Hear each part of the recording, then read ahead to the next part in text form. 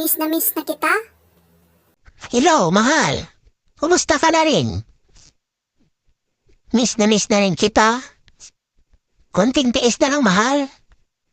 Magkikita na rin tayo. Alam mo, mahal, may surprise ako sa'yo. Ano ba yun, mahal? Parang kinakabahan ako Buntis na ako.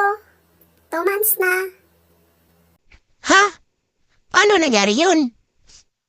Ano ka ba? Di ba nung nag-ana-anak ta?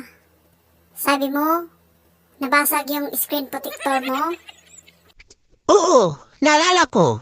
Sinabi ko sa'yo, nabasag na yung screen protector ko dito. Kaya ayun, nakalusot, mahal. Ito, 2 months na akong buntis.